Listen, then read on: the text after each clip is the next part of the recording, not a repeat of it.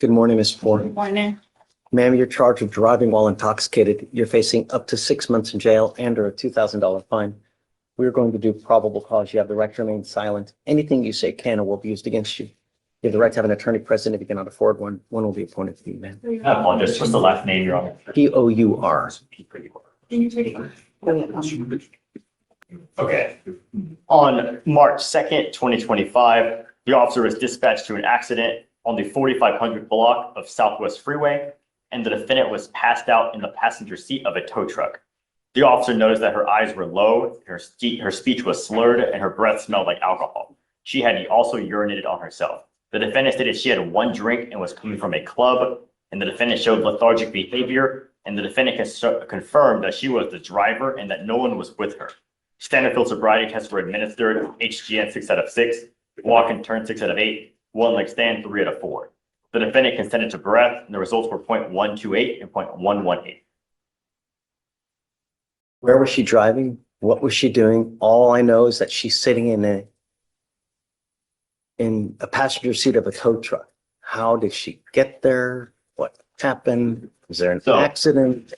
Who is writing these reports nowadays? I mean, yes, Judge. And the statement made statement stating that she confirmed that this was her vehicle and she drove it to the crime scene. The defendant confirmed that she was with only her and no one else was with her.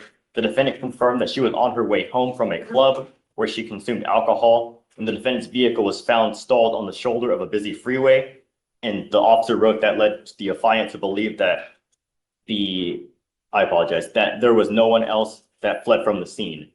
And the officer wrote from the affiant's training experience that he believed that the defendant was the driver of the vehicle based on the statements made to him and finding the vehicle.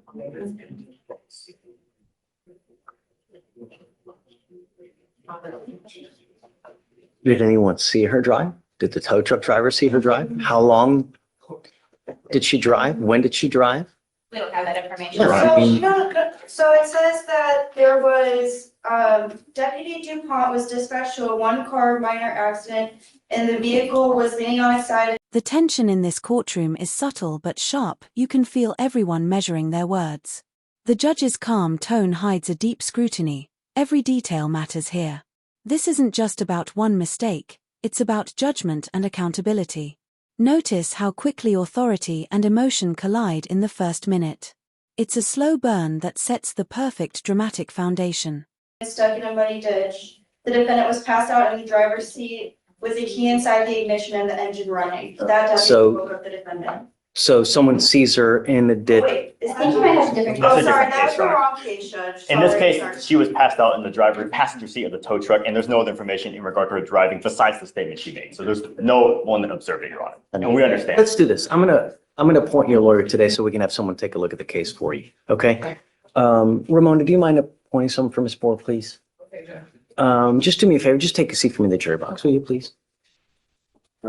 Okay, so it's a DWI, Class B. Mr. Pons, please. Yes, Judge.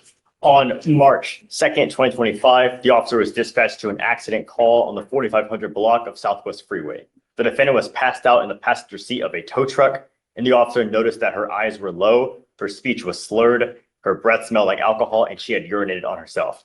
The defendant stated she had one drink and was coming from a club. The defendant showed lethargic behavior, and the defendant confirmed that she was the driver and that no one was with her.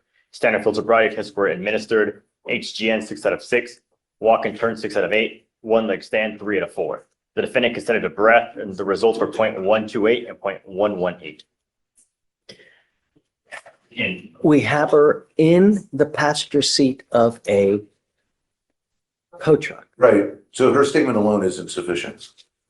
That's all they have about her driving. And Your Honor, in the complete OR, there's further statements that kind of clarify the time period that when this happened. The officer stated that at 7:20 a.m., that's when he was dispatched to the accident call, and he arrived at 7:21. And the defendant stated that she was on scene and she was coming from her residence from a bar called Good Mood that she had arrived at 3 a.m.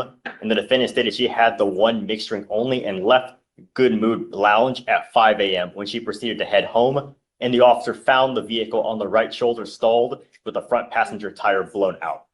So the traffic or the encounter with the defendant took place 2 hours according after when she left the bar. But none of that saying, well, go ahead. Have, Go down to you. Until you get- so do we have an officer that actually sees her in the car in the ditch? No, Your Honor, the car is just found in the Oh, ditch she with the wants- tire blown out, and the only thing the officers have to put her in the vehicle is her statement saying she drove and when she left the bar. Well, that's it then. If that's the only thing they have, no PC. Why? Judge, Their statement alone can't be sufficient evidence. They need corroboration. And the corroboration we have is that when the officers arrived, there was nobody else on the scene. There was a crowded freeway. There was nobody else who could have gone to the accident or left the accident because they were on a highway with traffic and there were no other people around. One, I don't see that the officer said any of that. Two, that's still not going to corroborate that she was driving. Why are you saying that the statement, her statement in and of itself is insufficient? That's a rule. I can give you a case if you want. Yeah, yeah. I do. Okay, well, give So- me time. Yeah, and I'm willing to, if you want, maybe like we can revisit on Monday, Okay. because I want to give you time. I want to, Wait for her appearance? For Monday? yeah, I'm going to put her under conditions though, but yeah, Understood. okay. But I'd like to do a deeper dive on the PC and I want to know, is that in and of itself insufficient? And it'll give you more time as well. I'll reach out to the officer. Let's reach out Monday and we'll do more, I guess, a formal hearing. Ms. Poor, we will have an additional hearing on Monday to determine whether there's sufficient probable cause to go forward. So you need to stay in contact with Mr. Pons and he will tell you how we went forward on Monday. As it stands now, I'm ordering you not to consume alcohol or illegal drugs while you're on bond in this case. Do you understand? If I find that you consume alcohol or illegal drugs, I'm going to revoke your bond. I will put you in jail. Could you guys run a license, please? And any other prior DWIs? Your Honor, no prior DWIs, and we're running her license right now. You are not allowed to drive unless you have a valid Texas driver license and liability insurance in your name. If you do not have car insurance, you are not allowed to drive. Do you understand? Okay, Eligible, Your Honor. great. So for now, I'm going to have you sign a reset with Ramona. We're going to set it for Monday. You don't have to be here. No. We're going to waive your appearance, but Mr. Pons will let you know how everything transpires on Monday. And then after you sign the reset, I'll have you meet with Felicia if your bond conditions, and after that, you'll be free to go. Okay? Okay, Mr. Pons. Thanks. Okay, thanks. See you Monday. So she needs to meet for bond conditions. Yeah, Okay. she needs to sign the reset, but yeah. Mr. Crump, you are charged with unlawful restraint. You are facing up to a year in jail and or a $4,000 fine. We're going to do probable cause. You have the right to remain silent. Anything you say can or will be used against you. You have the right to have an attorney present. If you cannot afford one will be appointed to you, sir. Yes, Judge. On March 1st, 2025, at approximately 2:27 p.m., the officer was dispatched to a disturbance call in Harris County, Texas. Upon arrival, the officer met with the complainant, who stated that her child's father caused the disturbance and got her kicked out of the motel. The complainant stated her and the defendant got into an altercation due to the defendant trying to take a child away that they have together, and the complainant not wanting to be together anymore. The complainant was attempting to leave the room when the defendant began sitting against the door, preventing her from leaving. The complainant stated she grabbed the defendant by his hair and started striking him with a closed fist because she was in fear for her safety due to a previous offense report from Harris County Sheriff's Office. The defendant called his brother, and the defendant's brother entered the room and started recording the incident, and the defendant was trying to leave with the child, and the complainant attempted to get him away from the defendant. The complainant was unsuccessful, and the child bumped his head on the door, and the complainant stated she knew the defendant by name, age, and sight. The officer was able to locate the defendant's driver's license and positively identified the defendant. Another call for service came from another location regarding an assault that occurred at the original location. Upon arrival, the officers met with the defendant, who stated he was assaulted by the complainant. The defendant stated they were having a conversation in the restroom of a hotel and that he was standing in the doorway when all of a sudden the complainant became belligerent and started cursing him, telling him to leave.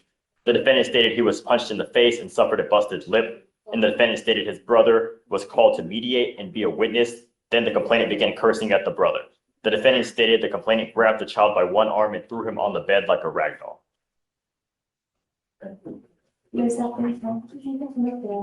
Mr. Crump, I'm going to find that there's probable cause to go forward with the case. Did she ended up getting charged as well? I do not see a charge for the complainant, Your Honor. So just don't have any contact with this person. That's all I'm asking you to do. You know, sometimes when you have cancer in life, what do? You cut it out, because if you don't, it kills you. Some people in life can become a cancer to you as well. So that's it. I don't want you to have contact with this person. Do you understand? If I find that you do, I'm going to revoke your bond. I will put you in jail. I'm also ordering you not to be in possession of weapons as well, Mr. Crump. You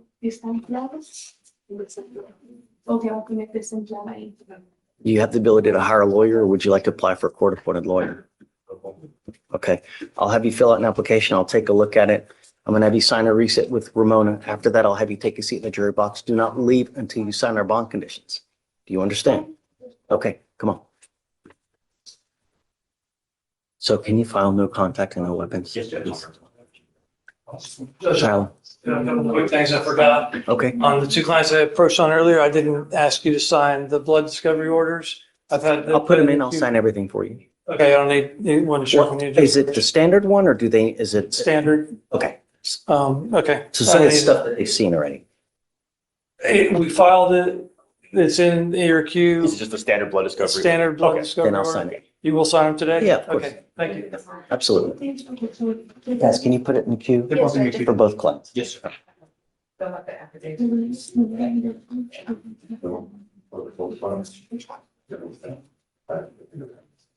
I'm sorry, Judge, one of those was mine, one was David Smith, so if you see my name. I got it. If you can sign the other one as well, I appreciate it. Yeah. Yeah. Judge, on Jamal Crump, you ordered him to have no contact with the complainant. They share a son together. Is there any way they could have a third party for visitation? Well, of course, they can always use someone else, but I don't. Come up, Mr. Crump. I know that you're upset that they filed this case. But when I mean no contact, I absolutely mean it. They're going to call this person now to let them know of the bond conditions that have been filed. So if I get wind that you have contact with this person, then we're going to have issues. I get that you have a son and you should have, or a daughter, I don't know what it was, but you should have access, because every father should have access to their child. And I want you to have access to your child, but you got to do it the right way. You know, use someone who like James is saying, a third party. Don't take it upon yourself to try to do stuff, because it's going to go sideways real quick. Maybe if you have parental figures like your mom, your dad, someone that she probably likes, right? If she doesn't like your brother, that's probably not a good person to use to try to get contact with the child. So try to find someone, maybe he can also help you too. Maybe he can help facilitate as well, where she drops off the child at a McDonald's somewhere, and then you come and you get the child for a certain amount of time, and you drop the child back off at a McDonald's. But don't do stuff your own way. Are we good? Okay. Thank you, Judge. Yeah.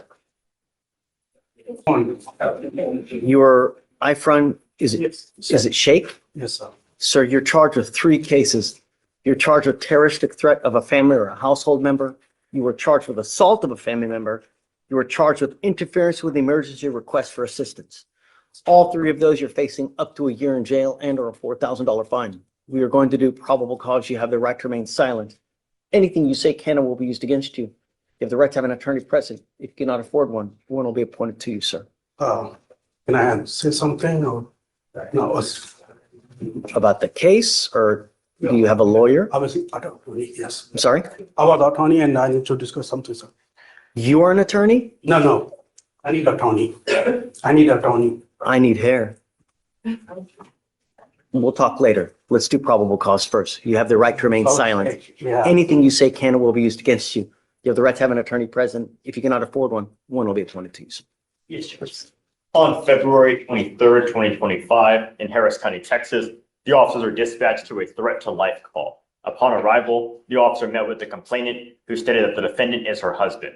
The complainant stated that the defendant and her got into an argument, and that the defendant stated, "I'm not afraid of the police. I will grab that knife and cut your throat." The complainant then stated that the defendant had on November 16th, 2024, assaulted her. The complainant stated that the defendant grabbed her by the top of her dress, causing scratch marks, and punched her in the chest, causing bruising. The complainant stated that she attempted to call 911, but the defendant ended the call. Sorry, patience. The terroristic threat was I'm going to grab a knife and cut. Your Honor. Okay. Mr. Sheikh, I'm going to find that there's sufficient probable cause to go forward with the case. Do you have the ability to hire a lawyer? So this also is item. Whatever money I have. I'm not going to listen. You have the right to remain silent. Exercise that right. Anything that you say, they're going to try to use it against you to prove guilt. So what I can have you do is I can have you fill out an application. I will take a look at it to see whether you qualify. We don't give appointed lawyers like it's candy on Halloween. You have to qualify. And if you do, then I'll take a look. But I need you to fill out everything. As it stands now, I am ordering you as a condition of your bond not to have any contact with the complaining witness in this case and not to be in possession of weapons. You are not to go within 200 feet of where this person lives or where this person works. Do you understand? Jamal Crump? Do you see whether a order for protection has been entered in this case? Guys, Let me see. And Judge, the DVD prosecutor is on the phone. Oh. There he is. Bastion. Yes, Judge, I was able to make contact with her. I'm not sure what the discussions were beforehand, but we're gonna be asking for no contact to keep whatever the residency restriction is in place right now. She does not want to have contact with her. Okay. And I don't see a protective order in place. On the AFM, there. Is there one in the Yeah. But I'm going to also do one on the terroristic terroristic threat. Yes, Judge. I want you to understand something and take me seriously when I say this, that when I mean no contact, I absolutely mean no contact. I don't care what's going on in your life. I don't care that you need clothes. I don't care that there's a child involved. I don't care that you need to go get the car, whatever it may be. No means no. And if you violate these court orders, the state can and probably will file a violation of a protective order against you. That is the capital murder of misdemeanors. Do you understand? I am now entering in what's called a magistrate's order for emergency protection on the terroristic threat. This is a court order that identifies the complaining witness as a protected individual. You cannot commit family violence or an assault against this person. Commit an act in furtherance of an offense under section 42.072 of the Texas Penal Code, which is the stalking statute. You cannot threaten, harass, use another person to communicate a threat or harassing behavior. You cannot go within 200 feet of where she lives or where she works. You understand? This is what I'm saying, that if you violate this order, they can file additional charges against you. Now, Deputy Miranda will give you an application. I'll have you fill it out. I will take a look whether you qualify. Anything else you want? Oh, No, Judge, we're comfortable with no contact. so can you also file the no contact and no weapons so that it outlives the, okay. Do not leave until you sign our additional bond conditions. Yes. Okay, please. Whoa. Double team. Hi, Harold. How are Well, they you? got two over there too, so. Friday. We're approaching on Mickey. Nikki? Yes, he's in custody. Okay. He's got a fugitive case and then he's got two local cases in this court as well. So I'm assuming one represents one on the fugitive, you, Cases. okay. Judge, we're gonna ask if, since he has a parole holder from Louisiana, if you'd be opposed to withdrawing not revoking, but drawing the PR bonds and setting a money bond for him. Sure. That way he wouldn't be snatched out. Credit regardless. If someone's in custody, even if we don't have a hold on them, I always give the credit regardless. I'm happy to do it. Well, and But Judge, the other We'll issue raise it by $1. is if he goes to Louisiana and bonds out, he has cases here and there and getting back and forth, just setting someone up for failure. because- So revoke it then? Well, could you not revoke it, maybe withdraw it? Is there a way to do that without punishing him? Withdraw. The PR bonds? We can ask you to reinstate Mickey. it. It's just, we didn't want a situation where you set up a surfacious. This certain order from When the defendant claims, I only had one drink, the entire mood shifts. Lawyers, officers, Even the judge know that phrase by heart, it's practically courtroom folklore. But behind that calm delivery, there's fear, denial, and the weight of consequences. You can sense the silence tightening after that line. It's not just a statement, it's a defense hanging by a thread. We cherry, and last time we tried doing that, it was weird. If we ended up bond revoking it later on because it never went through, which is. I don't know how, theoretically, I don't know how you would, because I have to have, I mean, so what would happen was I would revoke the GOB. Yep. And we'd basically have him sit on $100 bond that he just can't make. Right, but if things were to change or his local cases were dragging out, we could come back and ask you to reinstate the PR bond. Because it's not a true violation, we're just doing it to keep him here to resolve his cases. Sure. And can you revoke But it? like I said, I'll give you the credit regardless. If you want to leave it now as is, he's in custody, I'll give you the credit regardless, or Well, he signed the waiver and it's Louisiana, so they're gonna come get him. And can you, if you revoke those, Judge, can you do it in a way that we don't initiate the sire facias to go after him for the bond amount? they wouldn't. They won't. I haven't seen it in years. I see them all filed, everybody's cases. I haven't signed one in 5 years, 5.5 years. I don't even see them filed like they used to, number one. Number two, if I revoke the bond and it puts a hold on so we better not do it, because if I revoke the bonds, it puts a hold on Louisiana. Well, that's what we want, Judge, so he can resolve the cases here. Because if he goes to. Then I have to revoke the bond, And then- because if you want to resolve these cases here first, I have to revoke the bond, because Louisiana is going to come and get him if there's no holds. You know what, and he's here because he's arrested, that's right, because Yeah. as long as you're rearrested within 6 months, then extinguishes the, So if you guys don't want him to get took, I have to revoke the bond. that's fine. And I can just raise it by $1. And then once you resolve it, we can reinstate it. And then that way Louisiana can come and get him. Sure. Because I'm telling you, Louisiana comes once, twice a week. So he'll probably be gone by Tuesday if I leave it like this. How long's it been on? The case is here, all of the cases there. Hmm? If Louisiana comes to get him on Tuesday, which they very well might, he'll have the cases there to deal with, the cases here. And if he's going back and forth, that's just asking The to. problem, the miss- issue is, the other issue is this, is that okay, a lot of times you will say, hey, guys, you got to stay in contact with me, right? And then they don't. We end up revoking the bond here because he's in custody over there and he can't get a hold of you, right? Right. So it's a complete mess. So you're really much better off resolving these cases now so that when he goes back to Louisiana, there's nothing here. Right. Because invariably what always happens is we end up putting a hold here and then this reverse situation happens over there. Why don't we revoke it? I mean, it's only a trespass and evading, right? What is it, capital case? No, no, that'd be fine. capital trespass? That'd be fine. And then to just stay here till we work them out. And we're working on how to work it out, which will make sure it's I not mean, gonna hurt. I'm not sure. It's not going to take forever, right? No, I would hope not, but I'm sorry, I couldn't. Do you have an offer on these cases from this We meeting? don't, it just came in yesterday, Right. but I I know. can do my best Reasonable to, with yeah, them too. our only hesitation is we hesitant to put on an offer before we have a accurate summary of what's going on, but it looks like the videos did come in, so I'll take a look, see if we can get something on Can today. you go ahead and share it to them so they can get access to it? Okay. So, 101? Is that okay? That's fine. Okay, so do you mind? Okay, and then just let me know once you get, I'll go however you want to go. Just let me know. Sure. Okay. Yeah, okay. Thanks, guys. Sure. Thanks, Counselor.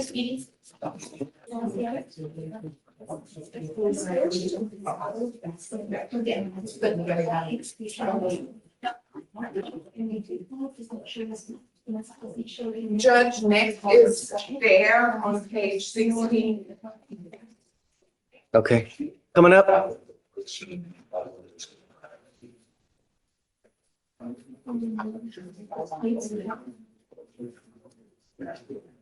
You're back.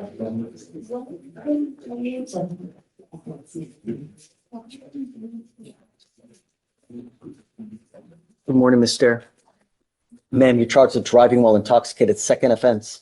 You are facing up to a year in jail and or a $4,000 fine. We're going to do probable cause. You have the right to remain silent. Anything you say can and will be used against you. You have the right to have an attorney present. If you cannot afford one, one will be appointed to you, ma'am. Yes, Judge. Officers were dispatched to Fairmont Parkway in Harris County, Texas, and the defendant was arguing with her husband in the parking lot and got into the car and drove off, nearly hitting him and causing him to fall to the ground. Witnesses called the police, and officers found the defendant in her vehicle near the exit with the car in drive. The defendant ignored the officer's request to turn the car off, and officers noted slurred speech, red eyes, and unsteady balance, in addition to an odor of an alcoholic beverage. Standard field sobriety tests were conducted, HGN 4 out of 6, and the defendant refused the remainder of tests and was transported to JPC. The DIC was read and the defendant refused. A blood warrant was signed and executed. During an inventory of the vehicle, the officer located 2 stemless wine glasses. The glasses contained a small amount of a red liquid smelling of an alcoholic beverage and showed recent signs of consumption. The defendant's purse was located in the front passenger seat and was stained with the red liquid matching the hue of the liquid in the glasses, still wet and smelled of a fruity alcoholic beverage. Stair, I'm going to find that there's sufficient probable cause to go forward with the case. I am now ordering you as a condition of your bond not to consume alcohol, illegal drugs, or unprescribed controlled medication. I am now also taking away your privilege to drive. You are not allowed to drive. Do you understand? If I find that you do, I will revoke your bond, put you in jail, and I'm going to make it high. You will be signing an affidavit with me today, promising me you're not going to drive. It doesn't matter what you need to do. Do you understand? Not only that, I'm now placing a restriction on your license that you are not allowed to drive any vehicle that is not equipped with an ignition interlock. I send this order to DPS so that every single officer in this state knows you get pulled over, they'll look you up, they'll see that you need an interlock in your car, and if you're caught driving one that doesn't have one, they will take you to jail.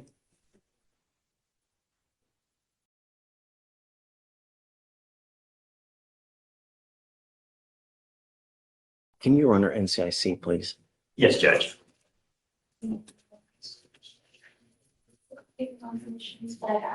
So she only has the one prior from 2000 at a Port 5 DWI, no other prior DWI. Okay. Do you have the ability to hire a lawyer, or would you like to apply for? I'd like to apply for a court appointed. Okay. Deputy Miranda's going to give you an application for an appointed lawyer. I'll have you fill it out and I'll take a look to see whether you qualify. I'm going to have you come up here, swear to us that you're not going to drive. I will get you to Ramona where you will sign a reset. You will get with Fleischer for your bond conditions. I don't know if you have a problem with alcohol or drugs. If you do, now is the time for you to address it. Because if I see it becomes a problem, I will address it for you. And I promise you're not going to like the way that I do it. Do you understand? Okay, come on. I see that you have a lawyer. I don't know where they are, but we need to get cooking. So, okay. So, Mr. Mallard, you're charged with 2 cases. You're charged with driving while intoxicated, second offense. You're also charged with resisting arrest. We're going to do probable cause. You have the right to remain silent. Anything you say can and will be used against you. You have the right to have an attorney present. If you cannot afford one, one will be appointed to you, sir. Yes, Judge. On March 1st, 2025, at approximately 11:08 p.m., the officer was dispatched to a 911 call regarding a vehicle stopped on the road with the male in the driver's seat passed out on North 8th Street in Harris County, Texas. The officer observed the defendant's vehicle stopped on the road facing the wrong side, forcing multiple vehicles to drive around the defendant's vehicle.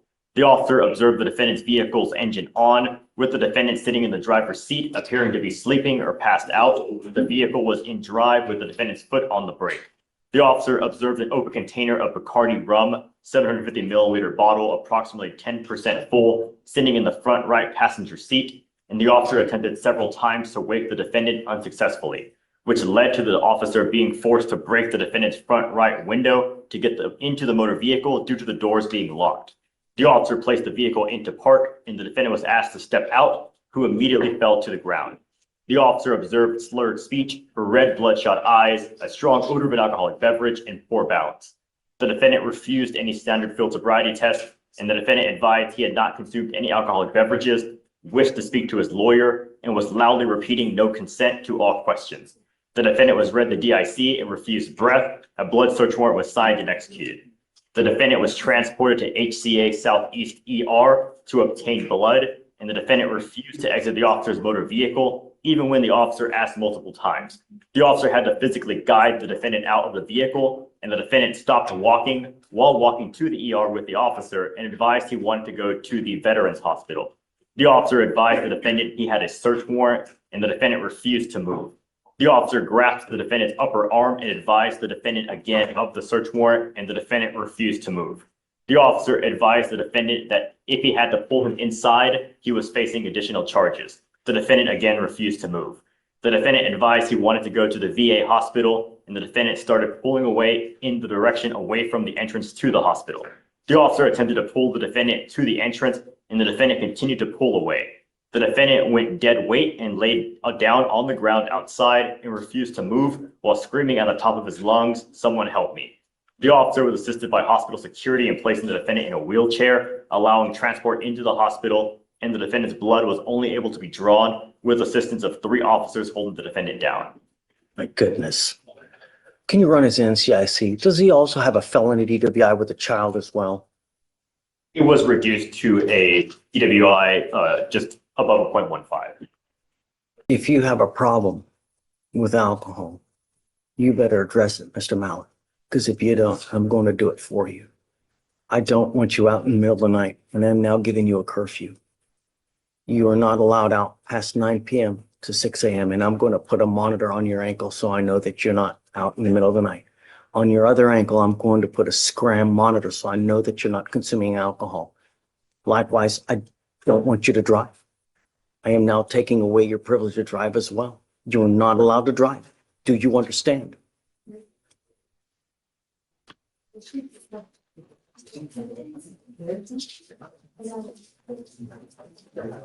Judge 96? Yeah. Raise your hand. Raise your hand. Heed this warning. If I find that you drive, I can have a contempt hearing. Every single time that you drive, it's an offense in and of itself, punishable by up to 6 months in jail and a $500 fine. Do you understand? I don't care what the justification is. Jesus comes, needs a ride to church. I don't care. Do not lie. I am also now placing a restriction on your license that you.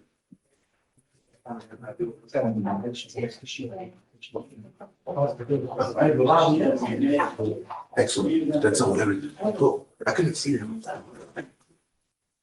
I am now placing an additional restriction on your license as well, that you are not allowed to drive any vehicle that doesn't have an ignition interlock on it. If you're caught driving a vehicle, number one, we're going to have issues with this. Number two, I'm sending now notice to DPS in Austin so that they know any vehicle that you drive is supposed to have an interlock in it. So if you're caught driving a vehicle that doesn't have an interlock, they will take you directly to jail. Do you understand? At this time, you're not allowed to drive. So you will get, well, you got the scram, so I'm not going to give you a portable device, but I don't want you drinking at all. This thing is extremely finicky that they're putting on your ankle. So know what you put in your body. Do you understand, Mr. Mallard? Yes, sir. If I find that you consume alcohol, anything that has alcohol in it, cakes, candies, foods, gums, energy drinks, hair dye, I've heard it all. If I find that you're consuming. As the hearing wraps up, the judge's tone turns almost philosophical, and it hits differently. She's not just delivering orders, she's teaching a life lesson through the gavel. It's about second chances, but also the price of ignoring them. Every word lands like a warning disguised as wisdom. This is where the courtroom becomes both a mirror and a message. It's really not going to go well. So I'm going to have you come up here, swear to this. After that, I'm going to get you to Ramona, where we will have you sign a reset. I will have you get with Felicia for your bond conditions, and then we'll have you take a seat while we wait for your guys to get here. Come on. Great. Okay. Thank you, Sebastian. Do you want to correct the mullet that's already filed for the AFN? What do you mean, correct? There's a mullet that's already signed that I want includes contacts.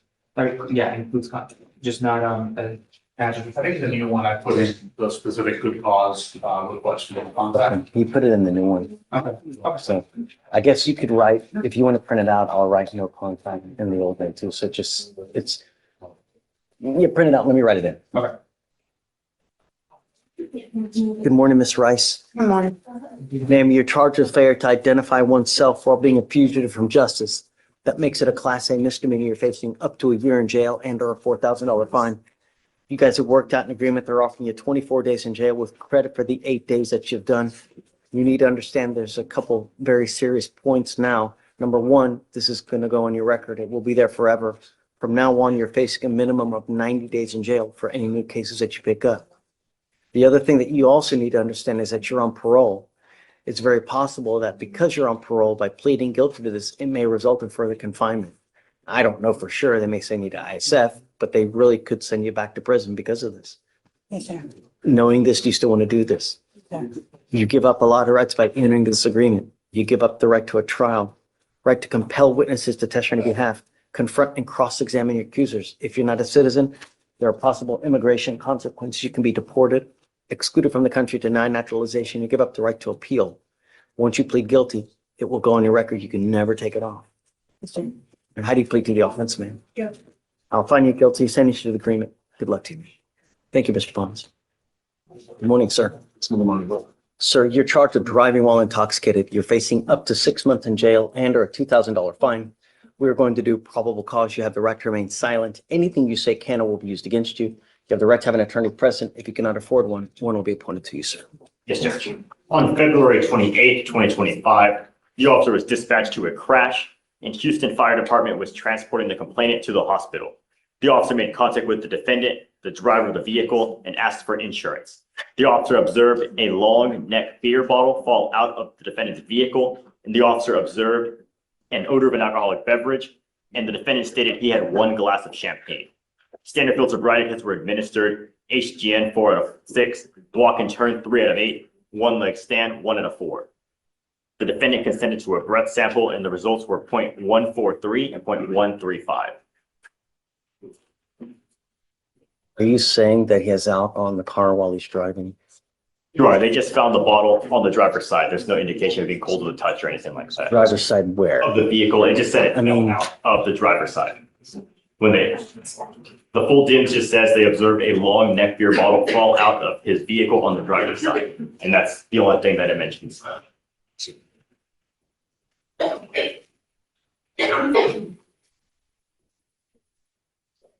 Can you run his license, run him, see if he has any prior DWIs, Yes, please, and then his license?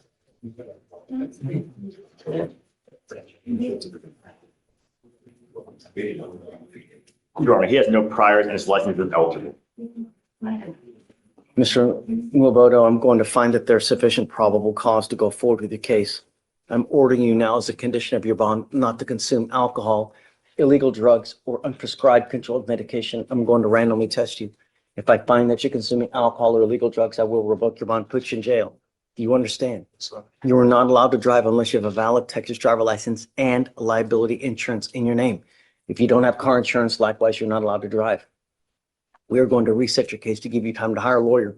So I will have you go to Ramona, sign a reset. After that, you'll get with Felicia for your bond conditions, and after that, you'll be free to go. When you come back, please have a lawyer, sir. You are Mr. Samuels. Yes, sir. Sir, you're charged with failure to identify oneself to a peace officer while being a fugitive from justice. You are facing up to a year in jail and or a $4,000 fine. We're going to do probable cause. You have the right to remain silent. Anything you say can and will be used against you. You have the right to have an attorney present. If you cannot afford one, one will be appointed to you, sir. Yes, Judge. On February 28, 2025, the officer was dispatched to a suspicious person call on Montgomery Road in Harris County, Texas. The officer arrived on scene and was informed by the caller that there was a male at the above location that had a warrant and that he was sitting on the steps in front of the apartment. When the officer arrived, he did not observe a male on the steps, so he knocked on an apartment and the defendant answered the door. The officer told him he received a call at the location and asked him to identify himself. The defendant stated his name was Levante Samuels with a date of birth of December 7th with no year given. The officer had officers on scene run the defendant NCIC, TCIC, and nothing came back. The officer asked the defendant again for his name, and he informed him the same name. An assisting officer on scene informed him that the defendant was the wanted person, so the officer detained the defendant. The officer placed the defendant in handcuffs and thoroughly searched him before placing him in the back of the patrol vehicle, and was shown the defendant's mugshot and asked the defendant again if he would tell me his correct name, and he proceeded to tell the officer that I already got it. So I asked for a unit with a mobile AFIS, and the officer used the mobile AFIS and was waiting on the defendant, who then stated his name was Bobby Samuels. The officer then had dispatch confirm the warrant, and the defendant stated that he had told him the wrong name because he knew he had a warrant. The warrant was confirmed, and the officer took the defendant into custody. So you had an open, what, felony warrant? I'm trying to find what it was. It was an AFM warrant, an assault family member. I'm trying to see where it's. It's a felony warrant. It's a felony warrant, Your Honor. Mr. Samuels, I'm going to find that there's probable cause to go forward with the case. I'm not putting any conditions on your bond. Just be careful. Don't pick up any new cases. I'm going to protect my community. If I find that you pick up a new case, I'm going to put you in jail. Do you understand? No more PR bonds. Do you have the ability to hire lawyers, sir? Yes, sir.